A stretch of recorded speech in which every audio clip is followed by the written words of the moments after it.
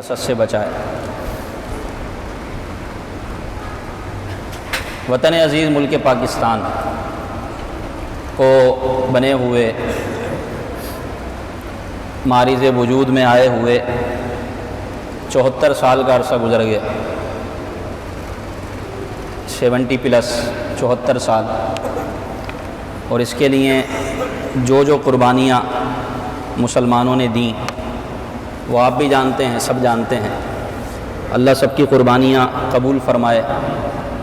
جو اس راہ میں شہادتیں ہوئیں، اللہ سب شہیدوں کو جنت الفردوس میں جگہ عطا فرمائے۔ بڑی جد و جہد سے، بڑی محنت سے یہ وطن عزیز ملک پاکستان ہم نے حاصل کیا۔ یہ وطن عزیز ملک پاکستان ہم نے حاصل کیا ہے۔ اللہ اس کی سرحدوں کی حفاظت فرمائے اور مرتے دم تک ہمیں اس سے محبت کرنے کی توفیق عطا فرمائے۔ ایک شخص کرائے کے گھر میں رہتا ہے اور وہ بڑی محنت کرتا ہے، مشقت کرتا ہے اپنا گھر لینے کی، لیکن اپنا گھر لینا اس کی اپروچ سے باہر ہوتا ہے۔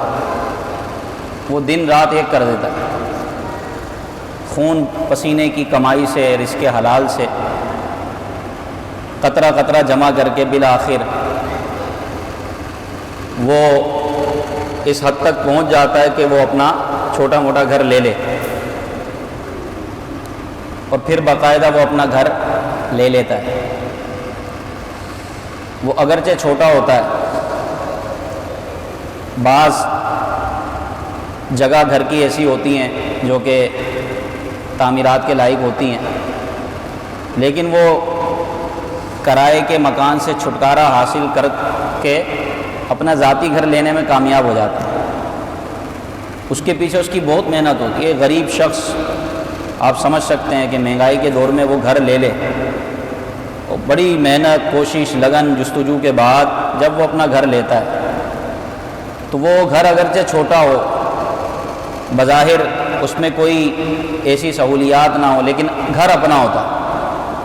اس چھوٹے سے گھر میں اس کو جو سکون ملتا ہے، جو راحت نصیب ہوتی ہے، وہ اس کو کرائے کے گھر میں نہیں ملتی۔ کرائے کا گھر بھلے ہی کتنا اچھا ہو، کتنا ہی ڈیکوریٹ کیا ہو، لیکن وہ ہوتا کرائے کا کسی اور کا ہوتا ہے۔ کبھی بھی مالک مکان کی کھوپڑی گھوم جائے، بولے بھائی خالی کرو، تو آپ کو خالی کرنا پڑے گا، آپ کو جانا پڑے گا، بھلے ہی آپ نے اس پہ کتنے پیسے لگا دیے ہوں۔ اولاً تو کرایہ دار لگاتے نہیں ہیں، بیچارہ مالک مکان ہی رو رہا ہوتا ہے۔ کرایہ دار تو گھر کی ایسی کی تیسی کر کے چلے جاتے ہیں۔ عام طور پر ہر کرایہ دار ایسا نہیں ہوتا۔ جس کو کرایہ دار اچھے مل جائیں نا، اللہ کی بڑی نعمت ہے اس کے لیے، یعنی جس کو کرایہ دار بھی اچھے مل جائیں تو وہ اللہ کا شکر ادا کرے، اور ایسے ہی ہونا چاہیے۔ کل کو اللہ آپ کو اپنا گھر دے گا، آپ بھی کسی کو کرائے پہ رکھو گے، تو اگر آپ نے اپنے مالک مکان کو نہیں ستایا ہوگا تو آپ کو بھی اچھے کرایہ دار ملیں گے، جیسی کرنی ویسی بھرنی۔ تو کرائے کا گھر آپ بھلے کتنا پیسہ لگا لو، ڈیکوریٹ کر لو، سجا لو، سنوار لو، لیکن وہ گھر اپنا نہیں ہوتا۔ ایک نہ ایک دن چھوڑنا ضرور پڑتا ہے، بھلے 35 سال، 40 سال، 60 سال آپ اس گھر میں گزار دیں، لیکن جب تک وہ کرائے کا گھر ہے وہ آپ کا اپنا گھر۔ جب آپ اپنا گھر لے لیتے ہیں، بھلے سے اس میں سہولیات زیادہ نہ ہوں، کمرے زیادہ نہ ہوں، جگہ زیادہ نہ ہو، لیکن وہ گھر آپ کا اپنا ہوتا ہے۔ کوئی اس گھر سے آپ کو نکال نہیں سکتا، آپ ٹینشن فری ہوتے ہیں، بات سمجھ رہے ہیں، اور آپ خوش ہوتے ہیں کہ اللہ کا شکر ہے، اللہ نے مجھے گھر عطا کیا۔ کرائے سے تو جان چھوٹی، رینٹ سے تو جان چھوٹی۔ یہ میں وہ بات کر رہا ہوں کہ جس کا اپنا گھر ہی نہیں ہوتا۔ ہاں، جس کے اپنے گھر ہیں، جہاں گھر ہے تو وہ علاقہ یا وہ ایریا اتنا زیادہ اچھا نہیں ہے، تو وہ اپنا گھر کرائے پہ دے کے دوسری جگہ اچھے ایریے پہ کرائے پہ رہتا ہے، تو وہ الگ بات ہے۔ میں تو اس کی بات کر رہا ہوں جس کے پاس اپنا گھر نہیں ہو، اور وہ محنت مشقت کر کے اپنا گھر حاصل کر لے، اس کی خوشی دیدنی ہوتی ہے، اس کو کئی فکروں سے نجات مل جاتی ہے۔ بلا تشبیہ بلا تمثیل پاکستان بھی ہمارا گھر ہے، اس کو بڑی محنتوں سے حاصل کیا۔ بڑی قربانیوں سے حاصل کیا، لازوال قربانیاں ہیں۔ والدین کے سامنے ان کے شیر خوار بچوں کو نیزے کی نوک پر بلند کر کے زمین پر پٹخا جاتا تھا، لیکن وہ ہجرت کر کے انڈیا سے پاکستان کی طرف آ گئے۔ کسی کا باپ شہید ہوا، کسی کی ماں بچھڑ گئی، کسی کا بھائی شہید ہوا، لیکن جو لازوال قربانیوں کی داستان پاکستان بنانے والوں کی ملتی ہیں، کسی دوسری جگہ نہیں ملتی۔ ہجرت مدینہ کے بعد جو مسلمانوں نے نبی پاک صلی اللہ علیہ وسلم کی خاطر، اللہ اور اس کے رسول کی خاطر اپنے گھر بار چھوڑے، اپنے وطن کو چھوڑا، اپنے اونچے اونچے محلات کو چھوڑا، اپنے رشتہ داروں کو چھوڑا، یہاں تک کہ جو والدین ایمان نہیں لائے ان مسلمانوں نے اپنے والدین کو چھوڑ دیا، وہ سب مکے سے مدینہ ہجرت کر کے آ گئے۔ ان میں وہ بھی تھے جو اونچے گھرانوں کے تھے، انہوں نے سب چھوڑ دیا اللہ رسول کی خاطر، دین کی خاطر، اسلام کی خاطر، اپنے ایمان کی خاطر، اور وہ سب مکے سے مدینے کی طرف آ گئے اللہ اور اس کے رسول کی خاطر۔ جنہوں نے ہجرت کی، یہ تھی دنیا کی سب سے پہلی ہجرت کہ مسلمانوں نے مکہ چھوڑ کر مدینہ ہجرت کی، صرف اسلام کی خاطر، اپنے دین کی خاطر۔ 74 سال پہلے ایک ہجرت ایسی بھی ہوئی جو ہجرت مدینہ کا عکس کہلاتی ہے، اسی ہجرت مدینہ کا منظر پیش کرتی ہے۔ اسی ہجرت کا فیضان حاصل کرتے ہوئے مسلمانوں نے وہ ہجرت کی کہ مسلمان 2 کروڑ مسلمانوں نے ہندوستان سے پاکستان کی طرف ہجرت کی۔ 2 کروڑ مسلمانوں، 2 کروڑ مسلمانوں نے اپنا گھر چھوڑا اس وطن عزیز کے لیے، اور صرف گھر نہیں چھوڑا بلکہ اپنی جانوں کے نذرانے دیے۔ 30 لاکھ مسلمانوں کی شہادت ہوئی، یہ کوئی معمولی بات نہیں ہے۔ 30 لاکھ مسلمانوں کے خون سے یہ پاکستان بنا ہے۔ آج پاکستان کے خلاف بہت لوگ باتیں کرتے ہیں، عجیب و غریب ان کے خیالات ہیں، تو وہ صرف پاکستان پر انگلی نہیں اٹھا رہے بلکہ ان شہیدوں کے خون پر انگلی اٹھا رہے جنہوں نے شہادتیں دی ہیں۔ اللہ ان شہیدوں کے درجات بلند فرمائے۔ تو پیارے بھائیوں، صوفیہ کرام فرماتے ہیں حب الوطن من الایمان، وطن کی محبت ایمان سے ہے۔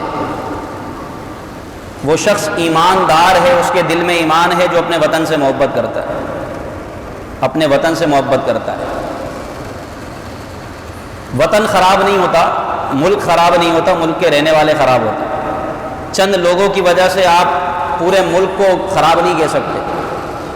آپ کے گھر میں اگر ایک کمرہ لیک ہے، اوپر سے اس کی چھت ٹپک رہی ہے، تو ایسا نہیں ہوگا آپ لے کے بلڈوزر چلا دیں اور اپنے گھر کو خراب کریں، یہ حماقت ہے، بے وقوفی ہے۔ تو ایسے ہی ہمارا وطن عزیز ملک پاکستان ہے کہ الحمدللہ اللہ پاک نے ہمیں ایک ایسا خطہ عطا فرمایا جہاں ہم آزادی کے ساتھ اپنی زندگی گزار رہے ہیں، کوئی روک ٹوک نہیں ہے، اسلام پر علی الاعلان عمل کر رہے ہیں، اپنے دین کی باتیں کرتے ہیں، عبادت کرتے ہیں، روزے رکھتے ہیں، نمازیں پڑھتے ہیں، قربانیاں کرتے ہیں، کوئی روک ٹوک نہیں ہے، کسی قسم کی کوئی پریشانی نہیں ہے، اسلامی اعتبار سے، مذہبی اعتبار سے۔ اور اسی لیے پاکستان بنا تھا کہ ہمیں مذہبی آزادی ہو، ہمیں اپنے دین پر عمل کرنے کی آزادی ہو۔ اس لیے وطن عزیز ملک پاکستان مارز وجود میں آیا۔ قائد اعظم محمد علی جناح کی انتھک کاوشوں، کوششوں اور ان کے پیچھے جو بیٹ تھی علماء اہل سنت کی، اور انہوں نے جو اپنے مریدوں کے دلوں میں پاکستان کی محبت بھری تھی، اور جو خانقاہوں میں بیٹھ کر صوفیاء کرام، پیران عظام نے اپنے مریدوں کے دلوں میں پاکستان کی محبت ایسی بھر دی کہ قائد اعظم فرنٹ پر تھے اور ان کے پیچھے ان کے سپورٹ کرنے والے علماء اہل سنت تھے۔ میں آپ کو دعوے سے کہتا ہوں کہ آپ کو کہیں بھی کوئی عالم اگر پاکستان کا محب اور پاکستان کا دل سے سپورٹر ملے گا تو وہ سنی علماء میں سے ہوگا، سنی عالم دین ہوگا، کیونکہ پاکستان بنانے میں قائد اعظم کے ساتھ جو کھڑے تھے نا وہ علماء اہل سنت تھے۔ پیر جماعت علی شاہ صاحب رحمۃ اللہ تعالیٰ، پیر جماعت علی شاہ صاحب، شاہ احمد نورانی صاحب کے والد گرامی عبدالعلیم میرٹھی صدیقی، ان کے پیچھے تو قائد اعظم نے نماز پڑھی تھی، عید کی نماز، 27 رمضان کو پاکستان بنا ہے، شب قدر میں اللہ نے ہمیں یہ نعمت عطا فرمائی۔ 27 رمضان شب قدر میں اللہ نے ہمیں یہ نعمت عطا فرمائی، اور 3 دن کے بعد عید کی نماز ہوئی تو قائد اعظم محمد علی جناح نے شاہ احمد نورانی صاحب کے والد ماجد شاہ عبدالحلیم صدیقی میرٹھی ان کے پیچھے نماز ادا فرمائی۔ تو یہ ایک حقیقت ہے، علماء اہل سنت کی کاوشیں اور مسلمان محب وطن افراد کی وہ لازوال قربانیاں جس کے نتیجے میں اللہ نے ہمیں اپنا وطن عزیز ملک پاکستان عطا فرمایا، تو اس کی محبت ایمان سے ہے۔ اپنے وطن کی محبت، وہ بہت بڑا بے ایمان اور غدار ہے جو اپنے وطن سے محبت نہیں کرتا۔ آپ کو ایسے لوگ ملیں گے۔ اس دور میں بھی علماء کے 2 گروہ ہو گئے تھے، پتہ ہے؟ جب پاکستان بنانے کی جد و جہد بڑھی اور تحریک پاکستان نے زور پکڑا تو انگریزوں کے غلام اسلامی لبادہ جنہوں نے اوڑا ہوا تھا، اور وہ انگریزوں کے ڈالر اور پیسے پہ پلنے والے لوگ تھے، اس وقت کے کچھ دیندار طبقے کو انہوں نے خرید لیا اور انہوں نے پاکستان مخالف بیانات دیے، فتوے دیے۔ تو علماء کے بھی 2 گروہ ہو گئے تھے۔ ایک علماء سو تھے جو پاکستان کے مخالف تھے، جو ممبروں پہ بیٹھ کے قائد اعظم کو کافر اعظم کہا کرتے تھے، معاذ اللہ ثم معاذ اللہ، جو قائد اعظم کو کافر اعظم کہا کرتے تھے۔ علامہ اقبال نے ایک ایک کا نام لے کر اپنے اشعار میں ان کو ذکر کیا۔ آپ ذرا علامہ اقبال کو پڑھیں، آپ نے نام لے کر ایک ایک کا ذکر کیا ہے۔ اور علماء اہل سنت وہ تھے کہ جو قائد اعظم کے پیچھے تھے، بالکل سپورٹ تھی قائد اعظم علماء کی، کیونکہ اس دور میں لوگ علماء سے محبت کرتے تھے۔ خانقاہی نظام تھا، صوفیانہ نظام تھا، علماء کرام پیران عظام اپنی اپنی خانقاہوں میں مسلمانوں کی تربیت کیا کرتے تھے۔ مریدین آتے تھے، عقیدت مند آتے تھے، اسلام کی تعلیمات پر عمل کرتے تھے۔ وہ بڑا پیارا دور تھا ان معنوں پر کہ علماء سے محبت تھی۔ اب تو دل سے علماء کی محبت نکال کے نفرتیں پیدا کر دی ہیں، تو اس لیے لوگ دین سے دور ہو گئے۔ اور یہ بھی ایک بہت بڑی سازش ہے گوروں کی کہ ان کے دل سے ان کے دینداروں کی محبت نکال دو، ان کے علماء کی نفرت بھر دو، یہ خود ہی دین سے دور ہو جائیں گے۔ دینی پیشواؤں کو برا بھلا کہو، علماء کو دہشت گرد کہو، ان کے علماء کی محبت ان کے قوم سے، ان کے لوگوں کے دلوں سے نکال دو، دین سے یہ خود ہی دور ہو جائیں گے، اور وہ کسی حد تک کامیاب بھی ہو رہے ہیں۔ اس لیے نبی پاک صلی اللہ علیہ وسلم نے خاص تاکید فرمائی دین کے علماء سے محبت کرنے کی۔ حضور نے فرمایا کہ صبح اس حال میں کر کہ تو عالم ہو، کیا ہو؟ عالم ہو۔ صبح اس حال میں کر کہ تو عالم ہو، اگر عالم نہیں ہو سکتا تو پھر متعلم طالب علم دین ہو، اور اگر یہ بھی نہیں کر سکتا تو کم از کم علماء کی صحبت میں بیٹھنے والا ہو، یہ بھی نہیں ہو سکتا تو پھر ان سے محبت کرنے والا ہو، 5واں نہ ہونا ورنہ ہلاک ہو جائے گا۔ یہ تعلیمات ہیں۔ تو المختصر یہ علماء کے 2 گروہ بن گئے، ایک مخالف تھا پاکستان کے، ایک پاکستان کے حق میں تھا، جیسا کہ میں نے آپ کو نام لیے، پیر جماعت علی شاہ صاحب، پیر آف مانکی شریف، اور دیگر علماء اہل سنت تھے، دیدار علی شاہ صاحب، سید جماعت علی شاہ صاحب رحمۃ اللہ تعالی علیہ مجمعین، شاہ احمد نورانی صاحب کے والد ماجد عبدالحلیم میرٹھی صدیقی، پھر عبدالعلیم ہزاروی، عبدالقیوم ہزاروی، اس طرح کئی اکابر اہل سنت تھے جن کو پوری سپورٹ تھی قائد اعظم کی، اور قائد اعظم کو ان کی سپورٹ تھی۔ بالآخر اللہ تعالیٰ نے ہمیں اپنا وطن عطا فرمایا، اور جن قربانیوں کے بعد، جن شہیدوں کے خون سے اس وطن عزیز کی بنیاد رکھی گئی، اللہ نے وہ ملک پاکستان اللہ پاک نے ہمیں 14 اگست 1947 میں عطا فرمایا۔ تو اس کی پوری ایک ہسٹری ہے تاریخ پاکستان، وقت کم ہے ورنہ میں آپ کو پوری سناتا۔ اللہ تبارک و تعالی ہمیں اس وطن سے محبت کرنے کی توفیق عطا فرمائے۔ جو قومیں غلام ہوتی ہیں، غلام کہ کسی دوسری حاکم قوم کے زیر تحت رہتی ہیں، وہ کبھی بھی اپنی مرضی سے زندگی نہیں گزار سکتی۔ جیسا کہ بنی اسرائیل تھے، بنی اسرائیل وہ قوم تھی جن میں 70 انبیاء کرام، بلکہ کئی انبیاء کرام تشریف لائے۔ یہ پوری کی پوری قوم غلام بن گئی، یہ خود انبیاء کی اولادیں تھیں، یہ بنی اسرائیل یہ انبیاء کی اولادیں تھیں، اس سے پوری قوم بنی۔ یہ ساری کی ساری قوم غلام بنا لی گئی فرعون کی، یہ پوری قوم فرعون کی غلام تھی، فرعون ان پر ظلم کرتا، جبر کرتا، یہ اس کے خلاف کچھ نہیں کر سکتے تھے۔ پھر اللہ تعالیٰ نے حضرت موسیٰ علیہ السلام کو بھیجا، اور حضرت موسیٰ علیہ السلام نے فرعون کے ظلم و جبر سے اور اس کی غلامی سے بنی اسرائیل کو نجات دلوائی، بنی اسرائیل کو نجات دلوائی، ان کو آزادی ملی، اور پھر وہ اپنے ایک خطہ سرزمین میں جا کر رہنے لگے، آزادی کی سانس انہوں نے لی، اور اللہ نے ان پر بڑا انعام اور فضل عطا فرمایا، لیکن انہوں نے آزادی کا شکر ادا کرنے کے بجائے اللہ کی نافرمانی شروع کر دی۔ ان کو چاہیے یہ تھا کہ صدیوں کے بعد ہمیں فرعون کے ظلم سے نجات ملی، ہماری نسلیں بھی غلام تھیں، تو وہ اللہ کا شکر ادا کرتے، لیکن انہوں نے الٹا اللہ کی نافرمانی کرنا شروع کر دی۔ حضرت موسیٰ علیہ السلام پر طرح طرح کے اعتراضات شروع کر دیے، جنہوں نے ان کو آزادی دلوائی۔ حضرت موسیٰ علیہ السلام سے اللہ کے تعلق سے اللہ تبارک و تعالیٰ کے متعلق ایسے ایسے سوالات پوچھتے کہ جو اس کی شان کے لائق نہ تھے، گویا کہ اللہ تعالیٰ کی بارگاہ کی بھی توہین کرنے لگے، تو اللہ نے پھر ان پر ذلت اور رسوائی مسلط کر دی، ان کو پھر رسوا کر دیا۔ تو آزادی بہت بڑی نعمت ہے، اور آزادی کا شکر یہ ہے کہ آزادی کی نعمت کی قدر کی جائے، ورنہ اللہ تبارک و تعالیٰ کی بارگاہ میں جو قوم نعمتوں کا شکر ادا نہیں کرتی، اللہ تعالیٰ اس کو پھر ذلت اور رسوائی سے دو چار کر دیتا ہے، اور ایسا ہی ہو رہا ہے۔ تو جو قوم غلام بن کر رہتی ہے وہ کبھی بھی اپنے بلبوتے پر کچھ نہیں کر سکتی۔ تو قائد اعظم محمد علی جناح کو اللہ نے بصیرت عطا فرمائی تھی، آپ نے علماء اہل سنت کی رہنمائی میں اور علامہ اقبال کی فیور اور ان کی سپورٹ کے تحت دو قومی نظریوں پر عمل شروع کر دیا۔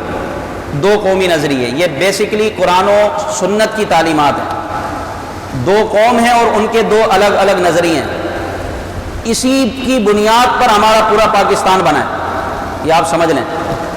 دو قومی نظریے کہ دو قوم ہیں اور ان کے دو الگ الگ نظریے ہیں، وہ قوم کبھی ایک نہیں ہو سکتے۔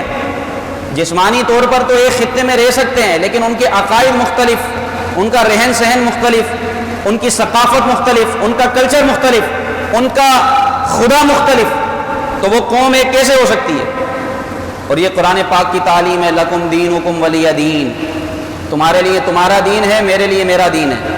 یہی آیت بنیاد ہے دو قومی نظریے کی، اور اسی دو قومی نظریے پر ہمارا وطن عزیز ماریز وجود میں آیا۔ اور وہ دو قومی نظریہ کیا ہے کہ ہندو کافر یہ ایک الگ قوم ہے اور مسلمان ایک الگ قوم ہے۔ ہندوؤں کے، کافروں کے، غیر مسلموں کے الگ عقائد ہیں، مسلمانوں کے الگ عقائد ہیں۔ تو جب ان کے عقیدے الگ ہیں، جب ان کا رہنا سہنا الگ ہے، جب ان کا خدا الگ ہے، جب ان کی عبادتیں الگ ہیں، جو چیزیں ہندوؤں کے لیے حلال ہیں وہ مسلمانوں کے لیے حرام ہیں، جو چیزیں ہندوؤں کے لیے حرام ہیں وہ مسلمانوں کے لیے حلال ہیں، تو ہم کھل کر اپنے مذہب پر عمل کر سکیں، ہمیں مذہبی آزادی ہو، ہمیں اپنے دین پر عمل کرنے کی کسی قسم کی رکاوٹ نہ ہو، ہم اپنے دین پر عمل کریں، ہم اپنے مذہب پر عمل کریں۔ ہمارا ایک خدا ہے، ہم ایک خدا کے ماننے والے ہیں، ہمارے ایک آخری نبی ہے، ہم ایک آخری نبی کے کلمہ پڑھنے والے ہیں، ہمیں مذہبی آزادی ہے، ہمیں مذہبی آزادی ہو اور ہم کھل کر اپنے اسلام پر عمل کر سکیں۔ اس کے لیے ایک خطہ سرزمین درکار تھا جس کو بصیرت، قائد اعظم کی بصیرت نے جانچ لیا، پہچان لیا، اور آپ نے یوں دو قومی نظریے پر تحریک پاکستان بنائی، اور یہ تحریک چلی اور اتنا زور پکڑ گئی کہ علماء اہل سنت کی کاوشوں سے 1947 میں پاکستان ماریز وجود میں آیا۔ اور یہ صرف اس لیے تھا کہ مسلمان اپنے دین پر عمل کریں۔ بلکہ قائد اعظم ایک جگہ تقریر کر رہے تھے تو کسی نے پوچھا کہ آپ پاکستان کی بات کر رہے ہیں، نیا ملک بنانے کی بات کر رہے ہیں، کیوں بنا رہے ہیں، کیا ضرورت ہے؟ ہندو مسلم ایک ہیں، مسلمان اور ہندو یہ ایک جگہ رہتے ہیں، ایک جگہ کھاتے پیتے ہیں، تو آپ کیوں ان میں تفرقہ ڈال لیں؟ اللہ اکبر۔ تو قائد اعظم کو لوگ بولتے ہیں یہ سیکولر تھے، یہ لبرل تھے، اور جتنا دیندار قائد اعظم تھے نا ہماری نسلیں بھی نہیں ہوں گی۔ آپ ذرا پڑھیں محمد علی جناح صاحب کو، جتنا دیندار آپ تھے، میں سمجھتا ہوں بڑے سے بڑا مولوی بھی نہ ہو۔ آپ نے اپنی تقریر کے دوران فرمایا، آپ اسپیچ کر رہے تھے، آپ سے یہ سوال ہوا کہ آخر کیوں بنا رہے ہیں؟ پاکستان؟ کیا بنانے کا مقصد کیا ہے؟ اللہ اکبر. تو آپ نے فرمایا our God is separate, our رسول is separate. آپ فرماتے ہیں ہمارا خدا الگ ہے، ہمارا رسول الگ ہے. ہم ایک خدا کے ماننے والے ہیں، ہم ایک رسول کے غلام ہیں. our God is separate, our رسول is separate. پھر ارشاد فرمایا آپ نے مزید اپنی تقریر میں کہا our religion is separate, our culture is separate. ہمارا دین جدا ہے، ہمارا کلچر، ہماری ثقافت جدا ہے. پھر آپ مزید یہ کہنے لگے اپنی اسپیچ میں، یہ تاریخی جملے قائد اعظم کے جو آپ نے اپنی تقریر کے دوران کیے. آپ نے کہا ہمارا خدا الگ ہے، ہمارا رسول الگ ہے، ہمارا نبی ایک ہے، ہمارا خدا ایک ہے، ہماری ثقافت الگ ہے اور ہمارا کلچر الگ ہے. لہذا ہمارے لیے سرزمین بھی الگ ایسی ہو کہ جہاں ہم علی الاعلان بآسانی اپنے دین پر عمل کر سکیں، عبادت کر سکیں، اللہ اور اس کے رسول کا نام لے سکیں. یہ سوچ تھی قائد اعظم کی. اس سوچ کو پورا کیا اور اس قائد اعظم کے اس خواب کو شرمندہ تعبیر کیا. علماء اہل سنت نے اپنے ایک ایک مرید کے دل میں پاکستان بنانے کی جد و جہد کی محبت بھر دی علماء نے. اور الحمدللہ 2 کروڑ مسلمانوں نے ہجرت کی، اس میں 30 لاکھ شہادتیں مسلمانوں نے پیش کی اور اللہ نے ہمیں 27 رمضان کو وطن عزیز ملک پاکستان عطا فرمایا. تو بڑی قربانیاں ہیں. اللہ تعالیٰ ان قربانی دینے والوں کے درجات کو بلند فرمائے. تو یہ جو پاکستان بنا، یہ بنا صرف اسلام کے نام پر ہے. اس لیے علماء فرماتے ہیں کہ یہ عکس مدینہ ہے، ہجرت مدینہ کا عکس ہے. وہ ہجرت جو قائد اعظم نے مسلمانوں کے لیے منتخب فرمائی، اور سب سے بڑی ہجرت مسلمانوں کی ہجرت مدینہ کے بعد وہ پاکستان کی ہجرت ہے. ہجرت مدینہ کے بعد مسلمانوں کی سب سے بڑی ہجرت یہ ہجرت ہے جو مسلمانوں نے انڈیا سے پاکستان کی طرف کی. اب آپ بتائیں، اپنا گھر بار چھوڑا، اپنے اہل و عیال تک کو چھوڑا، اپنی جائیدادیں، اپنی زمینیں چھوڑی، تو کس کے خاطر، کس لیے؟ یہاں پر وڈیرا بننا تھا، اگر چودھری بننا تھا، یا زمینوں پر قبضہ کرنا تھا؟ صرف مسلمان جو 2 کروڑ مسلمان نکلے وہاں سے، بھائی کس لیے نکلے؟ اپنے دین کے لیے، کہ ہمیں مذہبی آزادی ہو، ہم اپنے دین پر عمل کریں. اور 2 ٹوک قومی نظریہ پیش کیا علامہ اقبال نے کہ ہمارا 2 قومی نظریہ ہے کہ کفر کی ایک جماعت الگ قوم ہے، مسلمانوں کی جماعت الگ ہے. مسلمان اور ہندو، کافر اور مسلم یہ ایک نہیں ہو سکتے. لکم دینکم ولی دین، یہ قرآن کی تعلیم ہے. یہ کیسے ہو سکتے ہیں؟ کفر ایک الگ دین ہے، اسلام ایک الگ ملت ہے. آگ اور پانی ایک جگہ جمع کیسے ہو سکتے ہیں؟ جہاں آگ ہوگی وہاں پانی نہیں ہو سکتا، جہاں پانی ہے وہاں آگ نہیں ہو سکتی. ایک ہی ساتھ میں اندھیرا اور اجالا کیسے رہ سکتا ہے؟ جہاں پر صرف اندھیرا ہوگا وہاں پر اجالا نہیں ہو سکتا، اور جہاں پر صرف اجالا ہوگا وہاں پر اندھیرا نہیں ہو سکتا. تو کفر اور اسلام یہ ایک جگہ جمع ہو ہی نہیں سکتے. جہاں کفر ہوگا وہاں اسلام نہیں ہوگا، اور جہاں اسلام ہوگا وہاں کفر نہیں ہوگا. بات سمجھ آ رہی ہے؟ یہ ہے 2 قومی نظریہ، اور اس پاکستان کی بنیاد اسی 2 قومی نظریے پر قائم ہے. صرف اس لیے اپنا وطن بنایا مسلمانوں نے کہ ہم عبادت کر سکیں، ہمیں کوئی روکنے والا نہ ہو، ہم روزہ رکھ سکیں، ہمیں کوئی روکنے والا نہ ہو، ہمارے لیے ایسی سرزمین ہو کہ ہم آزادی کی سانس لے سکیں، ہمیں کوئی روکنے والا نہ ہو. ہم مساجد بنائیں، ہم مسجدیں بھریں، سجائیں، سنواریں، ہمیں کوئی منع کرنے والا نہ ہو. ہم اپنی قربانیاں کریں، ہم اسلامی تہوار منائیں، ہمیں کوئی روکنے والا نہ ہو. صرف اسلام کے لیے، دین کے لیے، اللہ اور اس کے رسول کے لیے وہاں سے مسلمان نکلے، ہجرت کی اور قربانیاں دیتے ہوئے وطن عزیز پاکستان تک پہنچے. بات سمجھ آ رہی ہے؟ تو یہ تھی اصل آزادی میرے بھائیوں، یہ ہے اصل آزادی کہ ہم نے کفر کو چھوڑا صرف اپنے اسلام کے لیے، ہم نے کفر سے ہجرت کی اپنے دین کے لیے، اپنے مذہب کے لیے، اپنے اسلام کے لیے. یہ تھی اصل آزادی جو مسلمانوں نے 74 سال پہلے 1947 میں کی. یہ تھی اصل آزادی. اور آج 74 سال کے بعد ہم نے آزادی کا نام ہی تبدیل کر دیا. اصل آزادی ہے اللہ اور اس کے رسول کی غلامی. جو اللہ اور اس کے رسول کا فرما بردار ہے، خدا کی قسم وہ سب سے بڑا آزاد ہے. اصل آزادی ہے اللہ اور اس کے رسول کی غلامی میں. اصل آزادی اللہ اور اس کے رسول کے احکامات کو ماننے میں. یہ ہے اصل آزادی.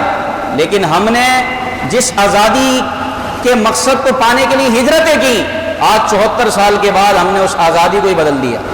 ہم نے بے راہ روی کا نام آزادی رکھ لیا، ہم نے جناب فحاشی کا نام آزادی رکھ لیا.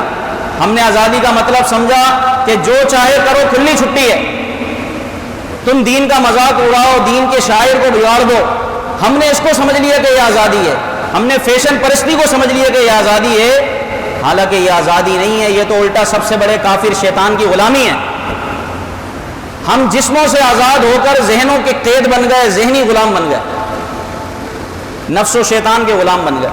یہ آزادی تھوڑی ہے، یہ تو پھر وہی شیطان کی غلامی ہے. اصل آزادی کیا تھی؟ جس مقصد سے مسلمانوں نے ہجرت کی تھی.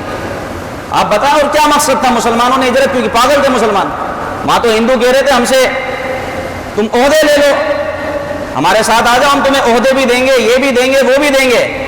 لیکن اپنے مذہب کا نام نہیں لینا تم نے. اپنے مذہب گھر میں عبادت کرو جو کرنی ہے، ہم تمہیں منصب بھی دیں گے، سب دیں گے. اور اس وقت مسلمان کہلانے والے جو بظاہر اندر سے ان کے ساتھ تھے، بظاہر مسلمانوں کا لبادہ اوڑا ہوا تھا، وہ بک گئے.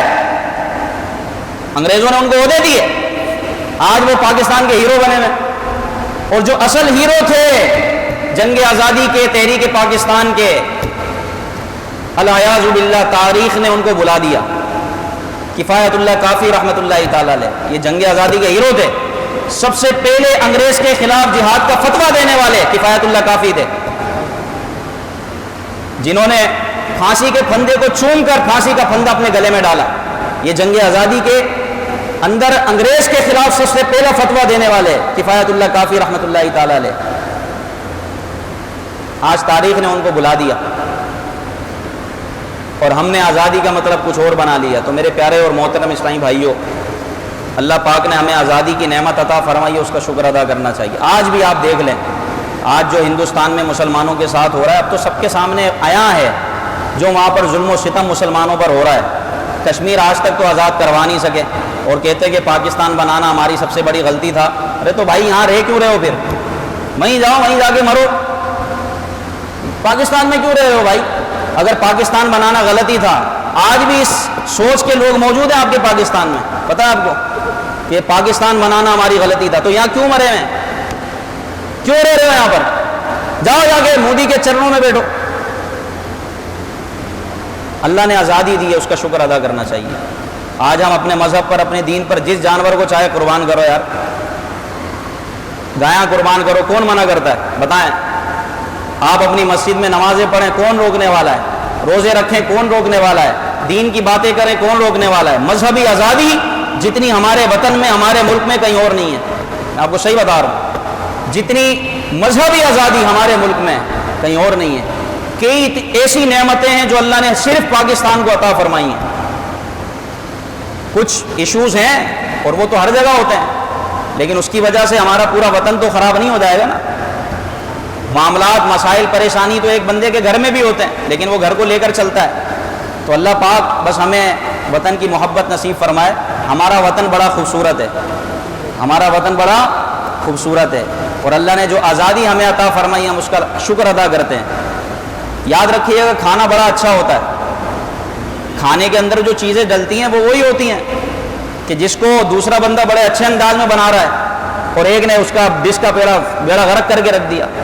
تو کھانا فی نفسی اچھا برا نہیں ہوتا، بنانے والے کا مسئلہ ہوتا ہے کہ کھانا بنایا صحیح نہیں ہے. تو کھانا اچھا ہوتا ہے، بنانے والا صحیح نہیں ہوتا، جس کی وجہ سے کھانے کے اندر ٹیسٹ نہیں آتا. ہمارا وطن بہت اچھا ہے، اس کو خراب کر دیا گیا.